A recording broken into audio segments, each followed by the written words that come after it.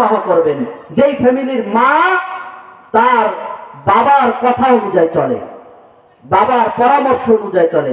বাবা যদি বলে এই ঘর থেকে বের হবে না, স্ত্রী আর দ্বিতীয় কোনো কথা বলে না, এরকমের একটা মায়ের সন্তানকে বিবাহ করবা, তাহলেই তোমার স্ত্রীও তোমার কথা অনুযায়ী চলবে, তোমার কথা অনুযায়ী তোমার কমান্ড মানবে।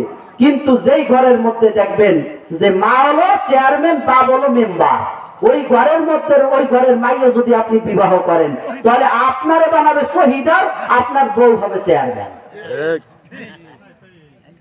কথা কয় না? এই কথাগুলো দরকার আছে না নাই? আছে না? ঘরের মধ্যে রাজত্ব করবে কে? কথা কয় না? পুরুষ। ঘরের মধ্যে রাজত্ব করবে কে? পুরুষ। আমি পুরুষ, আমার কথা অনুযায়ী আমার স্ত্রী চলবে, আমার কথা অনুযায়ী আমার সন্তান চলবে। আমি বলবো ওঠো ঘর থেকে, এখন ঘুম থেকে ওঠো, আজান দিয়েছে, আর কেউ ঘুমায় থাকতে পারবে না, ঘুম থেকে ওঠো, ঘুম থেকে তাড়াতাড়ি উঠতে হবে।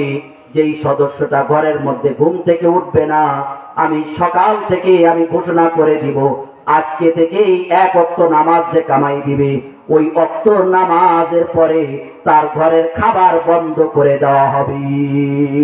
যদি নামাজ কামাই দাও, ও মেয়ে শোনো, নামাজ না পড়লে কিন্তু আমার ঘরে তুমি খানা পাবা না। ও সন্তান শোনো, নামাজ না পড়লে আমার ঘরে খাবার পাবা না। ও স্ত্রী শোনো, যদি নামাজ না পড়ো তাহলে আমার ঘরের খানা তোমার জন্য বন্ধ হয়ে যাবে। ও স্ত্রী শোনো, যদি বিপর্যয় চলো তাহলে কিন্তু আমার সংসার থেকে তোমার দূর হয়ে যেতে হবে।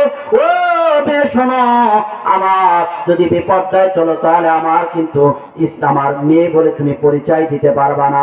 এরকমের করে করে যদি সন্তানকে যদি আপনি টাইট দিতে পারেন, আপনার সংসারের মধ্যে আপনি যদি মাতুব্বারি করতে পারেন, আপনি যদি চেয়ারম্যানই করতে পারেন, আপনি যদি এমপি গিরি করতে পারেন,